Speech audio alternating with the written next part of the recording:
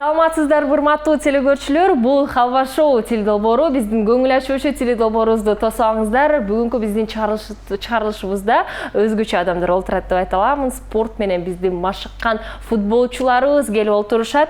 Кыргыз фристайл аттуу ушундай футбол блогерлеринин тобунун мырзалары жана бул мырзалар эки командага бөлүнүштү. Бүгүн оң тарабымда Арген Камчыбек уулу жана Нургазы Азыкбаев келип олтурат. Коштоп коелу, колдойлу бири-бирибизди. Кош келиңиздер. Арген мырза, саламатсызбы? Биринчи кезекте сизге кош келиңиз деп айткым келип жатат. Сизди футболчу, дарбазачы, жада калса СММ адиси, андан тышкары Ак Барс ушул футбол мектебинин машыктыруучу экенсиз. Биринчи кезекте ушул футбол мектеп тууралуу аябай кызыктуу болуп жатат. Алдыңызда канча бала бар? Деги эле кандай балдарды өзгөчө ушул футбол жаатында каалоосу бар, же болбосо жөндөмдүү балдарды кабыл аласызбы? Ушул тууралуу айтып бериңизчи. Бул Ак Барс мектеби бизде 19-жылы ачылган болчу. 4 жыл уже машыгып жатабыз. Көп эле жыл өттү. Анан кийин биздин группабызда 100дөй бала бар. Ал ар кайсы возрасттар бар. Жаштар курамасы 2007, 2008, 2012, 2003-төрдө. Андагы эң кичинекей биздин жаш балдарыбыз бар. 4-5 жаштагыларды алабыз. Кызыктуу. Бизде мындай отбор сыяктуу өтпөйт. Биз калган балдарды футболду жакшы көргөндөрдү келип жазыла бериши болот. Жазыла берсе болот да. А биз аларды үйрөткөнгө аракет кылабыз да балдардычы. Эгер футболду сүйгөндөр болсо. Жоңузга рахмат. Нургазы мырза, сизге дагы суроо узаткым келип жатат. Учурда футбол блогерлер тобу деп жөн гана айткан жокмун. Анткени биздин ушул өлкөдө гана эмес, дүйнө жүзүндө ушул медиалык жана өзүнчө кадимкидей футбол болуп бөлүнүп жатат да. Чындыгында аябай учурда популярдуу ушундай медиалык футбол клубтар аябай жакшы келип жатат. Озуп кетишти десек болот кадимки футболду. Жана айта кетиңизчи, медиа клуб кантип өзүн актай алабы деги эле? Өнүгүү ушул эле финансылык каражаттан кандай өнүгүү жолдору бар? Бир четинен бул аябай жакшы суроо болуп атат. Себеби сиз айтып кеткендей, азыр медиа футбол аябай жакшы өнүгүп келатат. Биринчиден орустарда, чет өлкөдө, Казакстанда да жакшы болуп атат. Бизде эми келип, бизде аябай жакшы өрчүп турган кез болуп атат.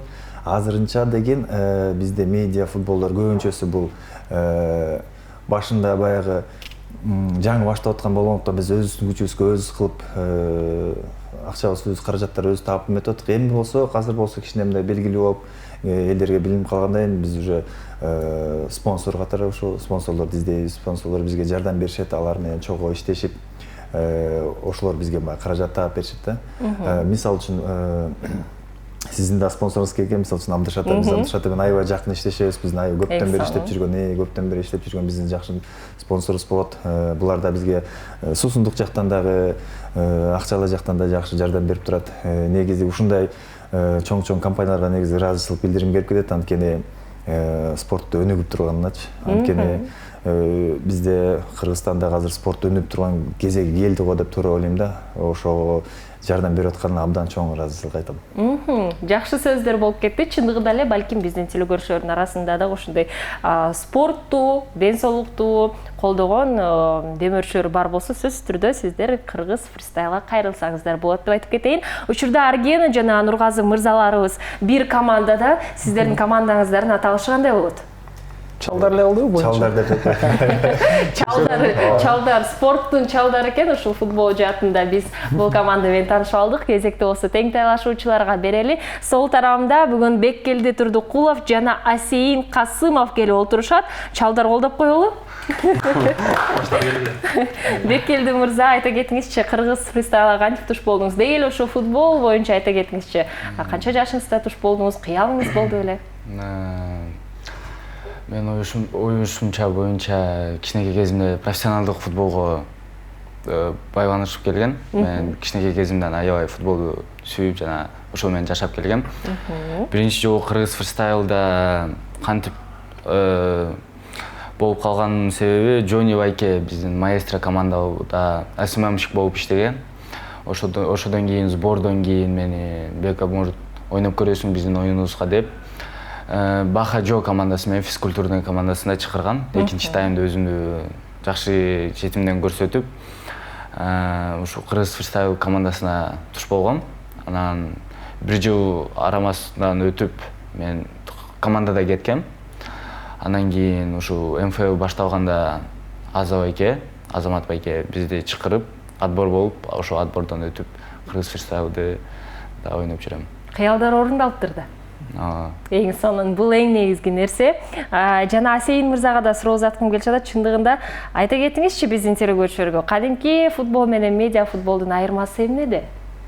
Есть ли разница между обычным футболом и медийным? Расскажите об этом. Да, в принципе, есть. Какая разница? Ну, профессионализм в первую очередь, так как все-таки профессиональный футбол и медиафутбол — это две разные вещи. Ну, на данный момент, в принципе, они как-то пересекаются, но медиафутбол набирает обороты, как я думаю, довольно перспективный проект. В плане того, что там уже участвуют и блогеры, музыканты, вообще все, которые умеют играть и не умеют. Это, в принципе, ну, повышает интерес к футболу в общем. Те, кто вообще не смотрел, не интересовался, а там их любимый актер тот же самый, и почему бы и нет. И так футбол повышается, и уровень футбола растет в детских школах. Расскажите, Асейин, как вы попали в медийный футбол? Ну, мой близкий друг Бекельди меня позвал. Я, в принципе, общался до этого с Арген Байке, ну, и с Аза не общался, с Джонни, так как он был СММщиком в нашем прошлом клубе. И так завертелось. Это было ваше желание или желание Бекельди? Да, мне, в принципе, без разницы было. Я просто пришел на тренировку, показался довольно хорошо и взяли. Да и тем более в прекрасных отношениях был со всеми. И вот так вот, в принципе, продолжаю играть, мне все нравится. Отлично, сонун. Жоңузга рахмат, Асейин.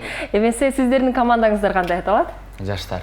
Жаштар, байкасаңыздар, бүгүн жаштар менен чалдардын ортосунда салгылашуу болмокчу. Телегөрүүчүлөр азыр мен ойлоп жатам, сиздер да экиге бөлүндүңүздөр деп ойлоп жатам. Мына чалдарга же жаштарды колдогонго. Эмесе биз менен чогуңуздар, биз болсо бир аз убакыттан кийин оюнубузду баштайбыз. Ага чейин сөзсүз түрдө биздин коноктор сергек сезимдерине ээ болушу керек. Аны Nitro Fresh'тен ала алабыз. Келиңиздер Nitro'ны уртап туруп, витаминдердин комплексине ээ бололу. Бүгүнкү биздин чыгарылышыбызда биз апельсин, классика, манго жана кулпунайды даамдап көрөбүз.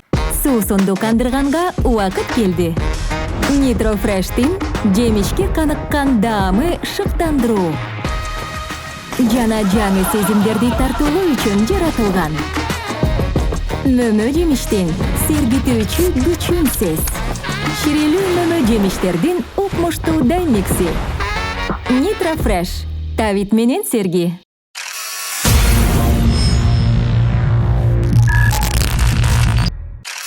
Биринчи оюнубуз суроо жооп деп аталат. Бул оюндун эрежеси төмөнкүдөй. 60 секунданын ичинде ар бир командадан бирден оюнчуга биз ар кандай суроолорду узатабыз. Ал суроолорго эч ойлонбой оюнчу жооп бериши керек. Эң негизгиси жооптор кайталанбашы керек. Максималдуу түрдө команда мүмкүн болушунча көп суроолорго жооп берсе, ошол команда жалпысынан 1 халва балга ээ болмокчу. Бул оюнду ким ачып берет? Чалдарбы же жаштарбы? Жаштар всегда мы же уважаем. Станем старшим, старшим. Бири-бирибизди түртүп жатабыз. Чикилдешесиз деп коебуз, э? Келиңиздер, мен 3 көрсөтүп санайын, чикилдешели. 1, 2, 3. Хорошо. Добро пожаловать. Утуп калдык, жаштар. Жаштарга азыр берип жатат сиздерге мүмкүнчүлүк, э? Ал учурда ким жооп берет? Беккелди, сиз жооп бересизби же Асейинби? Мен. Асейин, сиз жардам берсеңиз болот, макулбу? Сиздерде 60 секунда убакыт бар. Убакыт кетти. Йогада эмне кылуу керек? Козош керек. Почтаны көгүчкөндөр менен ким жөнөтөт? Почтальон.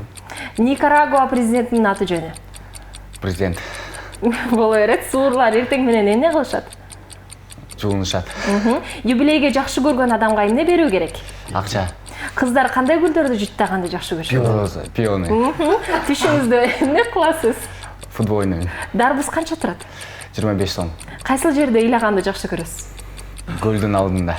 Депутаттарга сөздөрдү ким жазат? Айтпай эле коеюн. Айфон алып жатканда эмне деп кыйкырышыңыз керек? Ура. Гуляш кандай түстү? Гуляш? Даамдуу түстү. Бананда эмне кылуу керек? Бананда? Жеш керек. Антарктидада мандарин эмне деп аталат? Мандарин. Боло берет. Сокулуктун борбор шаараты. Сокулук. Бөйрөктү кайдан сатып алсам болот? Нени? Бөйрөктү. Базарда. Убакыт бүттү ушул суроо менен.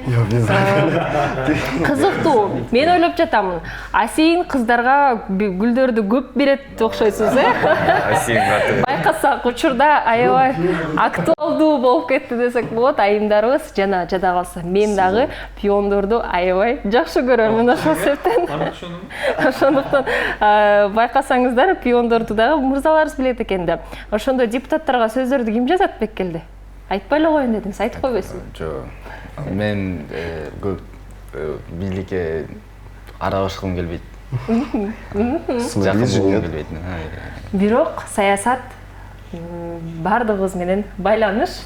Жооп бербей койду Беккелде, эмне кылабыз? Мажбур кылбай эле коелу.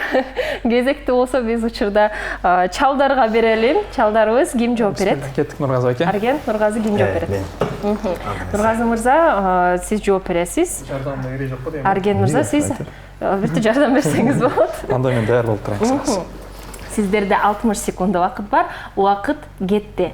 Будапешт шаарынын мэринин аты жөнү? Будапештов Будапеш. Тырмактарды каяка жасатсам болот? Салонго. Ойгонгондо кандай үн чыгарасыз? Итиңиздин аты кандай? Шарик. Биринчи кыздын атын кантип коюш керек? Жакшы эстеп калган бир аттан. Депрессияда эмне ичесиз? Сок. Нитро. Райондо ким башчы? Мен. Поездде эмнени жасоого болбойт? Поездде балык жеген болбойт. Сиз жактырбаган футболчу? Мага жакпаганбы? Эме, Гарри Магуайр. Порошок эмнеден жасалат? Порошок химикаттардан. Сиздин эң жакшы көргөн айкелиңиз кайсыл? Статуя. Жок, эме? Статуя свободы. Боло берет. Ызы чуу боюнча кайсы органга арызданышым керек? Ызы чуу боюнча? Эмнеге? Жакшы көргөн адамыңызды телефонуңузга кантип сактайсыз деген суроого жооп бергенге жетишпей калдык, убакыт деп мага айтып жатышат. Эң эле кызыктуусу сиз жактырбаган футболчунун аты дагы бир жолу айтып бериңизчи. Гарри Магуайр. Ал ким? Гарри Магуайр. Манчестер Юнайтед командынын капитаны болчусу. Эмне себептен жакшы көрөсүз? Анткени аябай көп адашат, аябай кечке ойлонот. Айынан болчу. Айынан көп утулуштар болуп атат да. Негизи мындай биз футболисттер өзүбүздүн сүйүктүү курама командалар болот. Мындай футбольный клубдар да болот да. Анан биз болсо еще жакшы көрөбүз мындай жөн эле футбол көргөнүнчү өзүм. Не обязательно бир какой-то команда болеть этим вопросы, жакшы футбол көрүп, алардын тактикасын карап, ким кандай ойноп атат, кандай эмес. Ошондой кезде баягы ичине кирип кеткенден кийин баягы азарт болгондон кийин ушундай игрок. Кызыктуу. Төлөмөс кылатса кантип эмеш болосуң да. Эң эле кызыктуусу байкасаңыздар, урматтуу телекөрүүчүлөр, футболчуларыбыз, спортчуларыбыз мыкты адамдар экен деп айта аламын. Депрессияга киришсе дагы сок ичишет экен, ошонсу мага аябай жакты. Чыныгы спортчулар экендиги көрүнүп жатат. Биз болсо кезекти келиңиздер, кийинки оюнубузга бир аз убакыттан кийин өтөбүз. Азыр болсо биз суроо жооп оюнун жыйынтыктап алалы. Учурда чалдар командасы бул оюнду улантып, сиздер 12 суроого жооп узатканга жетиштиңиздер. Карама каршы команда учурда жаштар болсо 16 суроого жооп узатышты. Бир халва балл жаштарга азыр берилет, 1-0 жаштар алтыда келе жатат. Азыр болсо биз кийинки оюнубузга өтмөкчүбүз.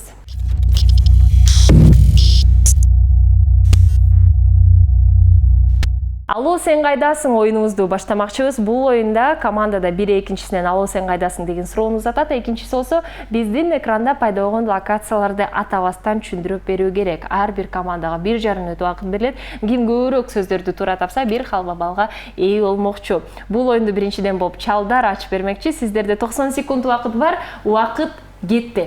Алло, сен кайдасың? Американын жанында. Нью-Йорк.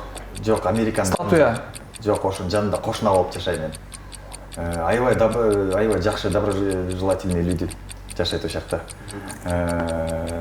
Флагы кызыл, ичинде. Китай. Жок, ичинде деген эме Давай следующий дальше. Нет, лист там есть, лист, красный лист на флаге.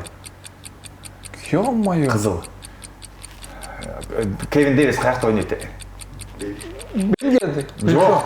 Бул өлкө өзүнчө. Мели, меникиси. Кийинки сөз сураны да.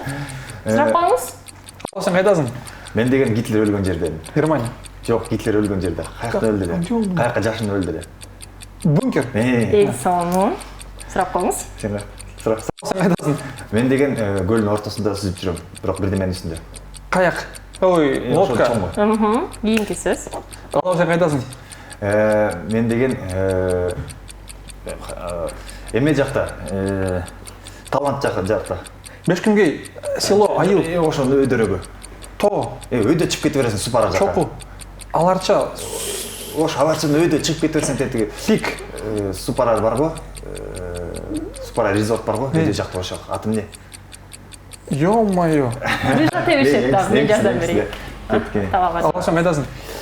Мен деген музыканттар жашаган жерде жашап жүрөм. Жетишпей калды. Леке каршы.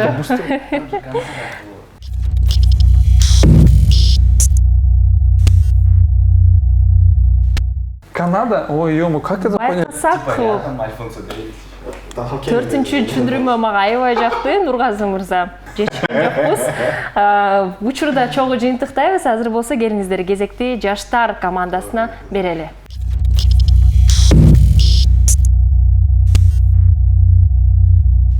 Алло, сен кайдасың оюнун учурда жаштар командасы улантууда. Сиздерде 1,5 мүнөт убакыт бар. Убакыт кетти. Ал сен кайдасың? Рядом, в Казахстане, рядом. Обычно шутят все время про это. Где ты? Шымкент. Нет, где ты, и всегда шутка шла. Ты всегда... Сурап коюңуз. Окей. Ал сен кайдасың? Больница. Мне делают... Ну, короче, мне нужно... Прививка. Нет. Укол. Нет, у меня печень болит. Мне нужно сделать... Где делается? В каком кабинете? Урология. Скип вопрос. Ладно, следующий. Государственная тема. Кыргызстан. Государственная. Ты платишь государству, это что? Налог. Эйсону. Сурап коюңуз. Ал сен кайдасың? Да я вот купил себе новую сумочку, все дела. Где я взял? ЦУМ. Нет, приближенный. Магазин? Синоним магазина. Будки. Следующий вопрос. Сурап коюңуз. Ал сен кайдасың? Ага, следующий можно? Ага, я своего сына должен отдать, ему нет 7 лет, мне нужно его отдать на крымском. Эйсону. Где мы сейчас? В здании. Нет, где мы сейчас именно буквально? Это что? Телевидение. Именно. Любимый. Нет, ну вообще пространство, что это такое? Где мы находимся? Это что? Синоним, как стадион, только... Помещение. Жетишкен жокпуз. Акыркы сөз студия сөзү болчу. Жакшы түшүндүрмө болду. Аябай жакын келдиңиз, Беккелди. Байкасаңыз, аябай жакын келдиңиз. Операция жасаш керек дейсиз, бирок операцияны каякта жасайт? Албетте, операциялык бөлмөдө да, бул локацияда операционный десеңиз, балким кабыл алмакмын. Ошол себептен лекке каршы бул сөздү кабыл албаймын. Келиңиздер, алуу сен кайдасың оюнун жыйынтыктайлы. Бул оюнду чалдар биринчи баштап, сиздер 2 сөздү тапканга жетиңиздер. 2 сөздү таптыңыздар. Булар бункер жана кеме сөздөрү. Тең тайлашуучулар жаштар командасы болсо, Караганда, налоговый жана бала бакча. 3 сөздү тапканга жетиңиздер. Азаматсыздар. 1 халва балды биз жаштарга беребиз. 2-0. Чалдар, келиңиздер, чамданыңыздар. Кууп жетебиз. Алдыда да көптөгөн оюндарыбыз бар. Биз болсо кийинкисине өтөлү. Жаныбарларды тап деп аталат биздин оюнубуз. Учурда биз студияда ар кандай жаныбарлардын үндөрүн дабыштарын угабыз. Катышуучулар болсо, бул үн дабыштар кайсыл жаныбарга таандык экендигин табышы керек. Ирети боюнча биз 5 жаныбардын үнүн угабыз жана ар бир команданын өз баскычы бар. Биринчи кезекте катышуучулар баскычты басып туруп, анан туура жоопту бизге узатышы керек. Ар бир команданын 3 гана мүмкүнчүлүгү бар. Эгерде сиздерге оор болуп жатса, мен 2 жолу биз жаныбардын үнүн уккандан кийин сиздерге маалыматтар менен бөлүшөм. Мен маалыматты айтып жаткан учурда дагы сиздер баскычты басып туруп, анан тапсаңыздар болот. Түшүнүктүү. Даярбызбы? Даярбыз. Келиңиздер, биринчи жаныбардын үнүн угалы.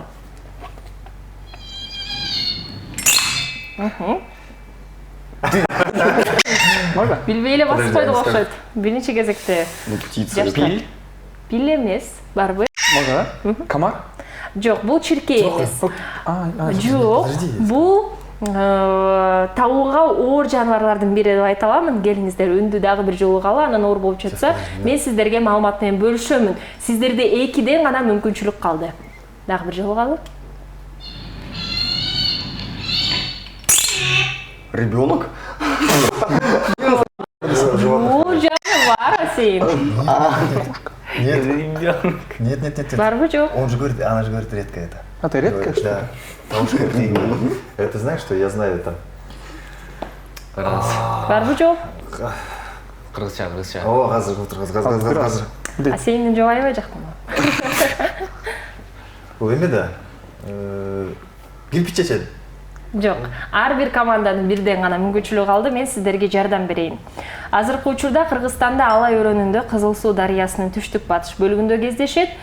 Андан шубаларды көп жасашат.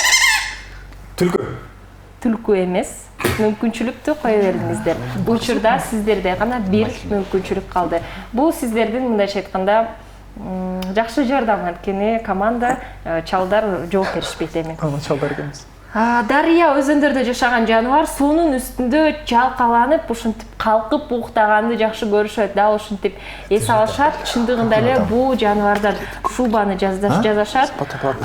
Балыкка бай, жайылмасы бадалдуу жана бактарактуу же аскатектердин сыныктары бар. Дарыялардын жана көлдөрдүн жээктеринде жашашат. Жооп барбы?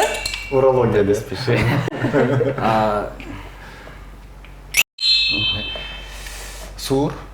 Суур эмес. Тилекке таба алган жок. Бул кундуз. Бул выдра болчу. Выдра болчу. Таба алган жокпуз, бирок аны биз ушул секунду жаныбарды сыналгадан көрүп алабыз. Келиңиздер. Кезекти экинчи жаныбарга берели. Арстан. Арстан эмес. Барбы? Теңтайлашуулар. Бука. Бука эмес, дагы бир жолу калы. 2ден мүмкүнчүлүк калды. Бык. Бука деп айтпадым. Нет. Аю? Нет. Уй. Уй эмес. Бирден учурда сиздерде бир мүмкүнчүлүк калды. Бул командада 2 мүмкүнчүлүк. Рискуем или слушаем? Жок. Мен сиздерге маалымат менен бөлүшөйүн. Чулум өздү кийиктердин бир асыл түрү. Ургачысын биз марал деп коебуз. Буту узун.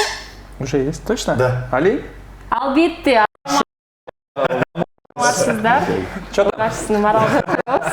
Аны биз байкай алабыз экрандан. Кезекти болсо биз 3-чү жаныбарга берели. Бисмилlah.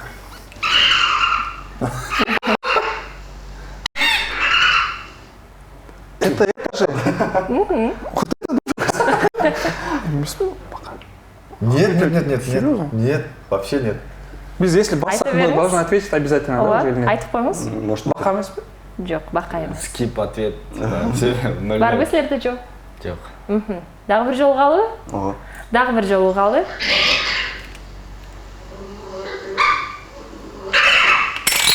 Гучук.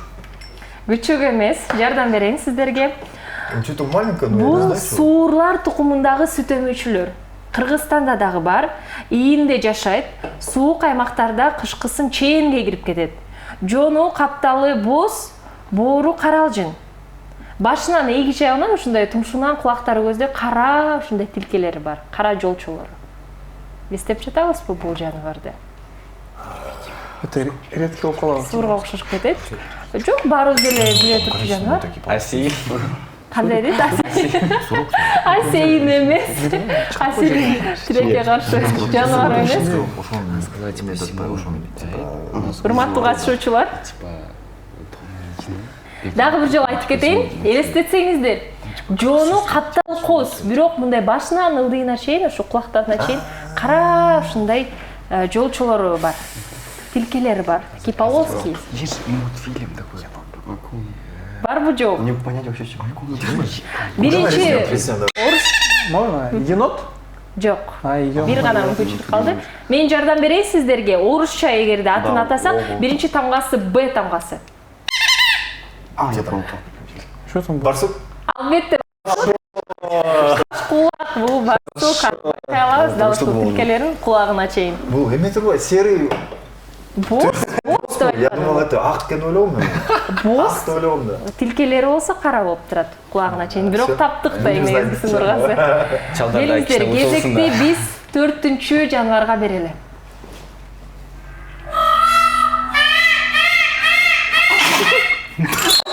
Кен наш. Жаштар, Маймыл? маймыл эмес. Павлин. Албетте павлин, азамат. Павлин, аны биз байкабабыз. Ушундай чырайлуу. Я просто недавно в Такмаке, где Гавайи был. Там слышал, да. Эги саны. Вот помощь, да? Кезекти биз акыркы жаныбарга берели. Насуха уже. Утуп коюп чейин. Ну это же. Это же. Иназума. Чок мен Иназум. Бул эмне? Бобер? Жок, жооптор эмес. Моя. Дагы бир жолу калы.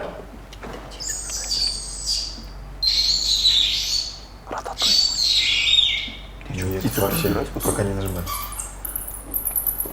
Жет жакта тышкан кирип кетсе.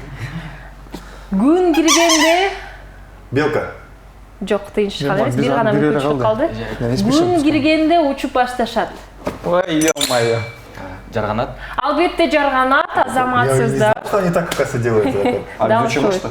Жарганат ушундай үндөрдү чыгарат. Чычкандар болуп, кээ бирде үндөрдү да чыгарышы мүмкүн. Биз жаныбарлардын баарын уктук, жыйынтыктайлы. Бул оюндо жаштар бир жаныбарды тапканга жетишти, чалдар болсо 3 жаныбарды тапканга жетиштиңиздер. Азаматсыздар. Бир халва балл сиздер үчүн 2-1. Учурда бирок жаштар алдыда келе жатат, чалдар болсо 1 балга ээ болду. Келиңиздер, дагы клуб жетебиз. Азыр болсо биз кийинки оюнубузга өтөлү.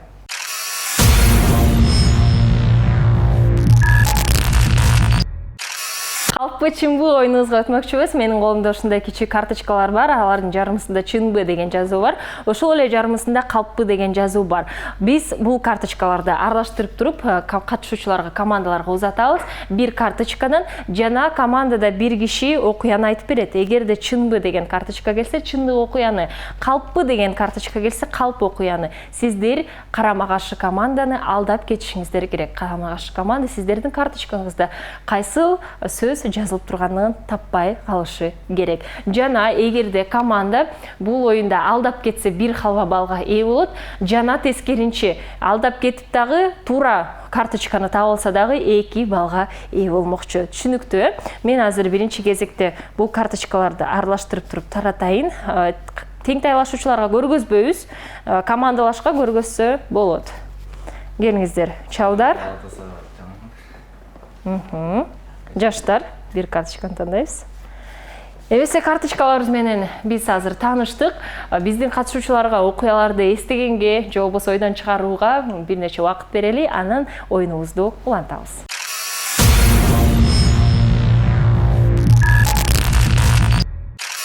Калпы чынбы оюнубузда учурда биздин катышуучуларга карточкаларды таратканбыз. Жана биринчиден болуп бул оюнду жаштар командасы ачып бермекчи. Окуя менен ким бөлүшөт?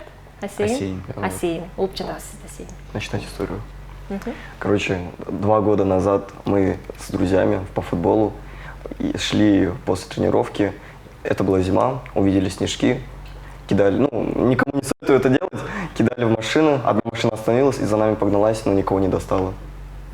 И мы все убежали. Ну и больше этого не делали, и никому не советую. Мы просим прощения. Это вещь. Кызыктуу. Унаалар менен жана оюн зок менен байланыштуу окуя болуптур. 3 суроо берүүгө мүмкүнчүлүгүңүздөр бар. Может, сиз айтып болсо. Чалдар. Кандай обсуждать этебиз? Слух элеби? Ооба, албетте. О, история что-то правдиво кажется, потому что, знаешь, я сам так же делал. Если? В школе. В машину кидал? Да, может, прям у них окно открыто было, и мы, прям в окно. Суроо беребизби жаштарга? Есть вопросы? Ты можешь задать? Если нет, то... Подожди. Самый основной молчарик. Так. Арген. Когда это было? 2 года назад. 2 года назад? Да, я когда в истории искал год назад, так 2 года назад было. Это первый вопрос был, да? Да. Дагы барбы суроолор? Вы часто это повторяли? Нет. Каждый год? Нет. После этого нет. Вот так, Мы снег не трогали. Дагы бир суроо калды. Подожди, а где это было? 6-й микрорайон. Это была локация. Суроону бердик. Эми чечиңиздар бул окуя чынбы же калппы? Блин, балдар негизи ушундай, жаш балдарчы. Мен де жаш бала болчумун да, мен ошентчимин да. Бизде бир моментте помню, бир мусор басып бараткан болчу, прям кыргыткан болчу, байкеге тийип алып куулап кеткен бизди. То есть ты думаешь, что это правда? Я почему-то им не верю. Не веришь? Да. Давай чекнемся. Что будет, то и скажем. Рискуем? Да. Ну ладно. Вообще не Раз, два, три. Ну, Всё, давай. мне кажется, Это Кайсы правда. жок? мен өзүм окуям боюнча чын эле окшойт. Чындык деп айтышты, карточканы көрсөтсөңүз.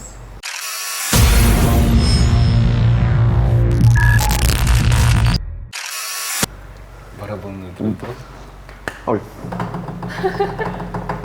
Бул деген Вы уверены? да быстрее показывай. калп окуя экен.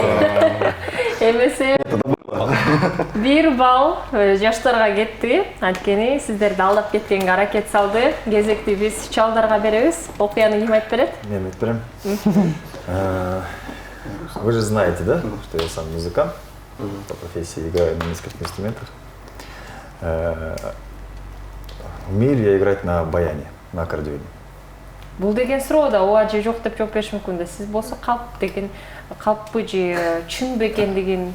Ну то есть смотрите, тогда, когда в школе учился, в Охтужунгезде, музыкальной школе в Охтужунгезде, у меня появилась возможность Россиядан келген бир орыс байке келген Владимир деген бизге мастер-класс көрсөткөн. Он был вот именно аккордеонистом, очень известным был. Так как это музыкальная школа была бизге деген аябай жардам берчү да, гуманитарный помощь. И вот он также вот пришел свой мастер-класс көрсөтөм деп алып кетип бергенде бизге, и я тогда вот научился. Правда ли эта история или нет?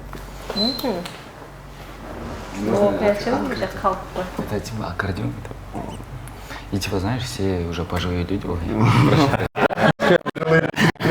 Нет, давайте его просто Блин, дадим просто. Как звали того мужика? Владимир. Ну, по-любому, правда. Вот смотри. Ну, вот смотри. Эки суроо берсеңиздер болот. Нургазова эке көздөрү мына жак бияка карады. Ну, типа, вот туда Не, у меня сюда. всегда глаза бегают. Это не вопрос.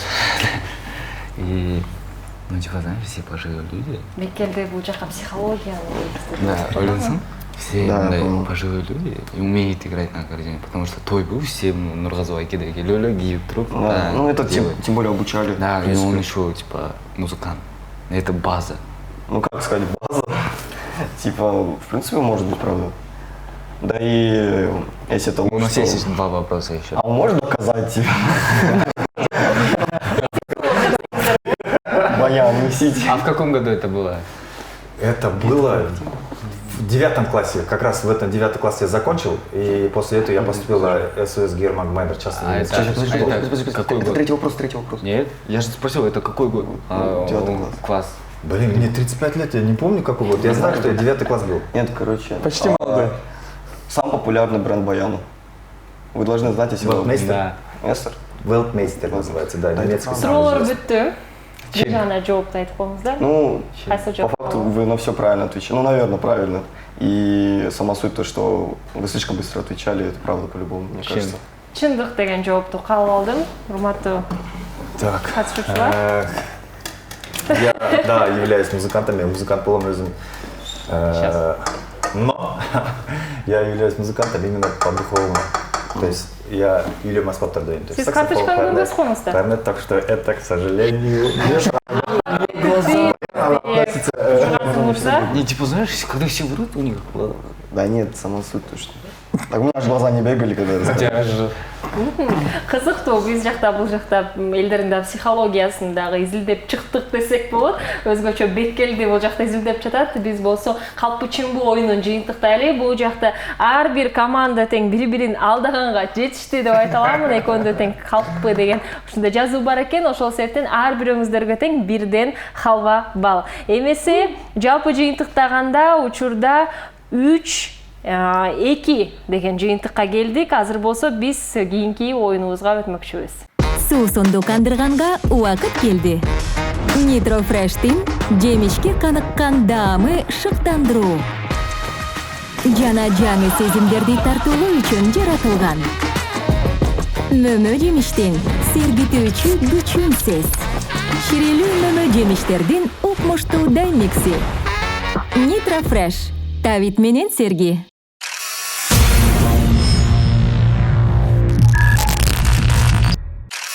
Алло доски, оюнубузга өтмөкчүбүз. Бул оюнда бизге досубуз жардам берет. Ага биз телефон аркылуу чалабыз. Эң эле кызыктуусу карама каршы команда телефондогу ушул сакталган досунун башкы тамгасын чечмекчи. Дал ушул башкы тамгадан башталган досубузга чалып туруп, биз ага суроону даярдап койгонбуз. Ал суроо экранда пайда болот. Сөзсүз түрдө варианттар менен эгерде сиздердин досуңуздар туура жооп берсе, жалпы команда 1 халва балга ээ болот. Бул оюнду биринчиден болуп, учурда чалдар баштап бермекчи. Сиздер чалдарга кайсы тамганы бересиздер? А тамгасы. Алфавиттин башкы тамгасын берип жатышат. Телефонду ким алат, ким чалат, сүйлөшүп алыңыздар. Дароо Нургазы мырза алды. Мен чалдым өтерин,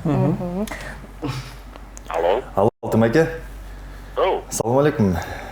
Алейкум салам. Кандай турат? Жакшы аке, жакшы. Мен ошо халва шоуда отурат элем, сизге сразу соо берсем жооп берип коесузбу? Ну, колдон келсе жооп берейин, давай. Всё, анда убакыт кетти. Жаңгакты жарыш үчүн аны канча саат ысык сууга салуу жетиштүү? А 24 саат, Б 72 саат, В 48 саат. Өзү жарымыз керек. Балыкка менен бир салсаң эле жарым калат го. Жок, ысык сууга салсачы? Ысык сууга салса езилип калат го. Бир вариантын алыш керек. Ошо үчөөнүн бир вариантта 24 саат. 24 деп коелу. 24 саат деп коелу, Всё, рахмат баке, рахмат. Кабыл алабыз. Коштошобуз. Всё, болду шиле, рахмат. Мени сөйк. Зарыл маселе болсо, Жакшы болсо. Коштошобуз. Всё, давайте баке. Жооп. Жаңгакты жарыш үчүн чындыгында эле аны ысык сууга салса болот. Ал жарылат. Ысык сууга канча саат салуу жетиштүү деп ойлосоңуздар, 48 саат салуу жетиштүү. Тилекке каршы Алтын мырза биздин досубуз туура жооп бере алган жок. Удаление бул. Кезекти болсо биз тең тайлашуучуларга берели. Жаштар командасы. Жаштарга кайсыл тамганы бересиздер? Көбүнчө биздин балдардын аттары Адан баштап ушу Ада эле кылат. Сиздер дагы Адан берип кой. Анда сиздерге да адилеттүүлүктү көйгөзүп жатышат бул жакта чалдар. А тамгасы сиздерге берилди. Телефонду болсо Беккелди алды. Кимге чаласыз? Аду жакын досума чалгым келип атат, ал да футболист. Ал дагы футболчу экен. Адыл мырзага чалуудабыз. Алло, Аду, салам алейкум. Биз халва шоудо турабыз. Сага жардам бересиңби бизге? Мен Асинге телефонду берейин. Адыл, привет. Короче, Хеопс пирамидасынын плиталарынын ортосунан эмнени өткөрүү мүмкүн эмес? Вариант А – ийне, вариант Б – лезвие, вариант В – барак кагаз. Лезвие? Уверен? Лезвие деп айтып кетти. Хеопс пирамидасынын плиталарынын ортосунда мизин өткөрүү эмес. Мизин орусча которулганда лезвие. Албетте бул лезвие болчу кызыктуу маалыматтардын бири. Адыл мырза, азаматсыз деп айтып кетейин. Сизге ысык салам. Чындыгында аябай кызыктуу суроо болду. Адыл мырзанын жардам менен учурда жаштар 1 халва балга ээ болду. Жалпы жыйынтыктаганда 4-2 алдыда жаштар келе жатат. Сиздерде дагы мүмкүнчүлүк бар. Алдыда 2 оюнубуз калды. Келиңиздер. Кийинкисине биз кезекти берели.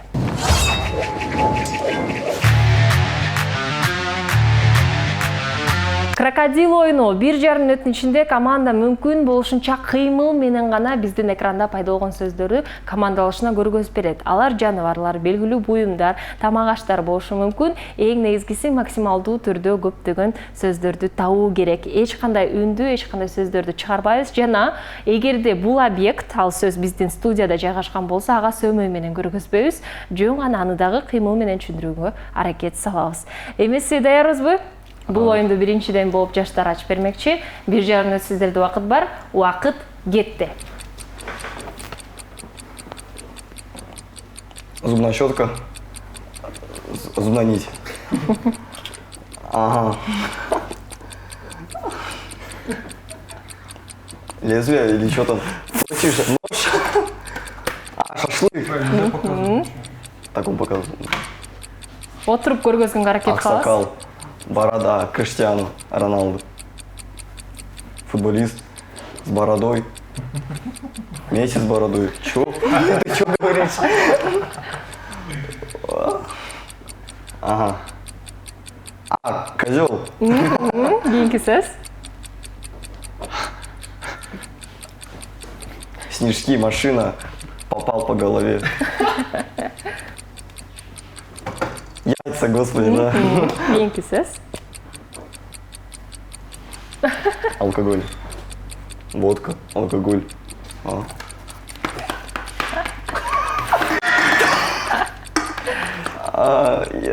Давай следующее лучше, я не смогу. Ну, типа батик. Рубашка, галстук, бабочка. Галстук, бабочка. Жок, кабыл алынбайт. Господи, вот этот бантик.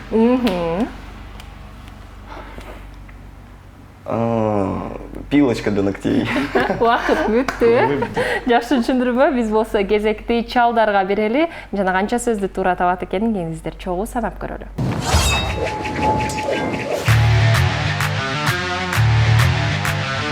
Крокодил оюнун учурда чалдар командасы улантууда. Сиздерде 90 секунд убакыт бар. Убакыт кетти. Манты. Пельмени. Курут. Азаматсыз. Вишня. Эң сонун кийинки сөз. Лыжа. Скейтборд. Санки. Кийинки сөз. Чымчык. Ары. Шмель. Эң сонун. Солдат. Милиционер. Гаишник.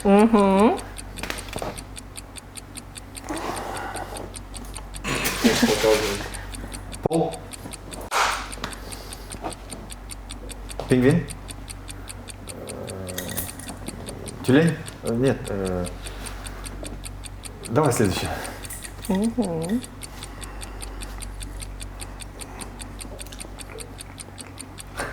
Картошка. Огурец. Помидор. Нож. Көргөзбөйбүз. Малина. Может, дальше? Кийинки сөз. Юбка. Трусы. Плавки. Эң сонун.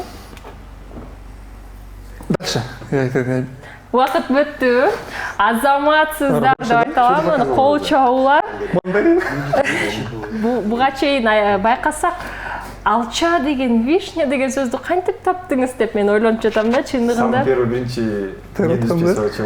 Аябай кызыктуу болду. Чындыгында бул Беккелди айтып жатат, булардын сөздөрү жеңирээк болду. Чындыгында ар бир команданын өз ушундай кээ жерлерде оор, кээ жерлерде жеңил сөздөрү бар. Ар бир командага тең бул жакта бирдей сөздөр келди деп айта аламын. Ошондуктан калыс болуңуздар. Беккелди келиңиздер. Ооба, шмелди табынганыңыз бул да аябай кызыктуу, оор сөз болду. Кийинки биздин ушул оюнубузга өткөнгө чейин биз крокодил оюнун жыйынтыктап алалы. Буга чейин биринчиден бул оюнду жаштар ачып берип, 4 сөздү тапканга жетиштиңиздер.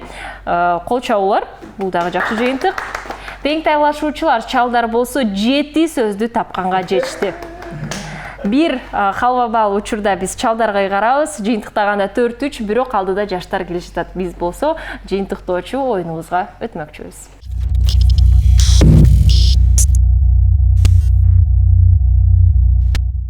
Суу сондукандырганга убакыт келди. Nitro Fresh'tin жемишке каныккан даамы шыктандыруу. Жана жаңы сезимдерди тартуулоо үчүн жаратылган. Мөмө жемиштин сергитүүчү күчүнсүз. Ширелүү мөмө жемиштердин укмуштуу даймикси. Nitro Fresh. Тавит менен серги. Озундан окуу жыйынтыктоочу оюнубузга кезек келди. Катышуучулардын бири наушник тагынып, эч нерсе укпастан командалашы артикуляциянын жардамы менен айтып жаткан сөздөрдү табышы керек. Ал сөздөр биздин экранда пайда болмокчу. Ар бир командага 1,5 мүнөт убакыт берилет жана бул оюнду чалдар биринчиден болуп баштамакчы. Сиздер байкагандай эле Нургазы наушникти кийди. Биз болсо музыканы коюп туруп үнүн көтөрөбүз эч нерсе укпастан.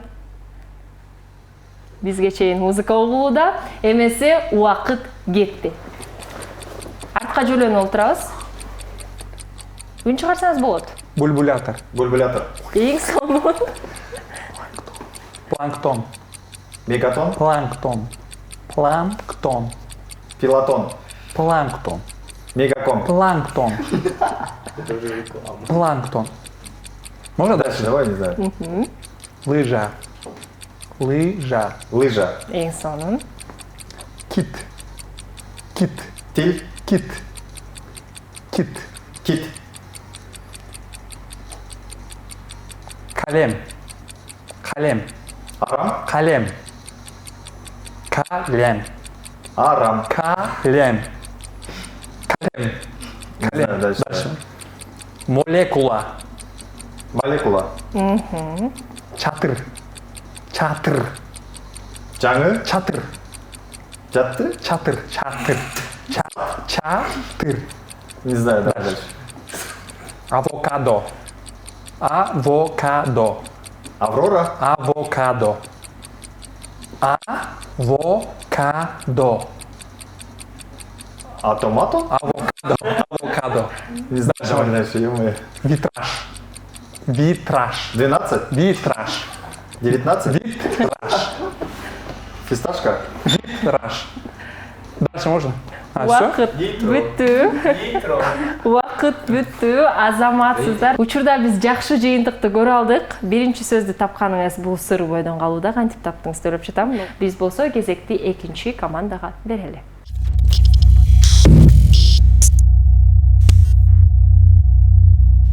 Озундан окуу оюнун учурда жаштар улантууда. Биз болсо музыканы коюп туруп үнүн көтөрөлү. Асейин наушникти тагынып олтурат. Убакыт кетти. Скип. Можно другой вопрос? Кийинки сөзбү? Болот. Тест. Тест. Тест. Тест. Тест. Тест. Тест. Тест. Тест. Следующий вопрос. Рубин. Рубин. Рубин. Уби. Рубин. Рубин. Рубин. Упик. Рубин. Упи. Можно следующий вопрос? Кийинки сөзбү өтсө болот. Фольга. Можно следующий вопрос? Болот. Ламборджини. Ламборджини. Можно следующий вопрос? Болот. Сарай. Сарай. Сарай. Сарай. Сарай. Сарай. Сарай. Сарай. Аракет кылыңыз бек. Сарай. Можно следующий вопрос? Болот. Океан. Океан. Океан. Океан. Океан. Океан. Можно следующий вопрос? Кийинки сөз. Сөздүк.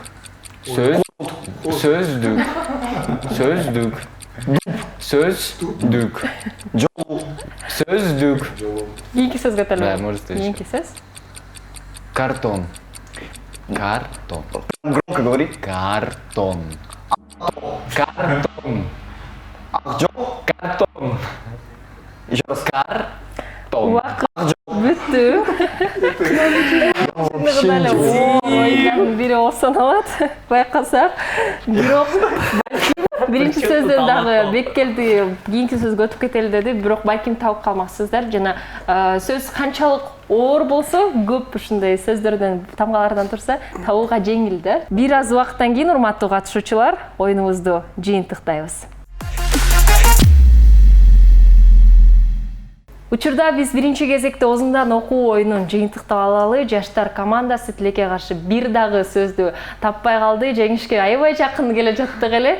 Бирок тең талашуучулар болсо озуп кетип 4 сөздү тапканга жетиштиңиздер. Озундан окууда 1 халва бар сиздер үчүн.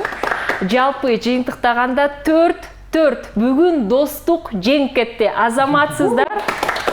Кыргыз фристайл бир команда экендигин менин көргөзүп жатат деп ойлоп жатамын. Сүйлөшүп алдыңыздар окшойт. Чалдар сиздер үчүн белектер кабыл алып коюңуздар. Чоң рахмат. Билектерди жалпысынан ким билект алат экендигин өзүңүздөр чечип аласыздар деп ойлоп жатамын. Азыр болсо сиздер үчүн жаштар билектер кабыл алып коюңуздар. Эмесе бүгүнкү биздин чыгарылышта Кыргыз фристайл футбол блогерлеринин тобу жана футболчуларыбыз келип отурушат. Эки командага бөлүнүп, бүгүн Чалдар командасында Арген Камчыбек уулу жана Нургазы Азыкбаев келип кетишти. Тең тайлашуучулар катары жаштар командасында бүгүн Беккелди Турдукулов жана Асейин Касымов келип кетишти. Учурда барыбыз отурдук эле, жаштар жеңеби же келечек жаштардын колунда деп айтып коет эмеспи? Же болбосо Чалдар жеңеби деп дагы биз аябай ойлонуп отурдук да, чындыгында достук жеңип кеттир. Ошондуктан сиздерге чоң рахмат. Ар бирөөңүздөргө ошол эле футбол жаатында футбол дүйнөсүн багындырып жүрө бериңиздер. Деги эле ушул медиалык эмес, кадимки футболдо дагы бизди ошол дүйнө чемпионатына чейин жеткириңиздер. Биз болсо бардык жакшылыктарыңыздарга күбө болуп жүрөр эле. Урматтуу телекөрүүчүлөр, бизде көңүл бурганыңыздарга чоң рахмат. Бул Халва шоу теледолбоор болду. Жананын алып баруучусу мен Сезим Имамадиева. Кайрадан көрүшкөнчө.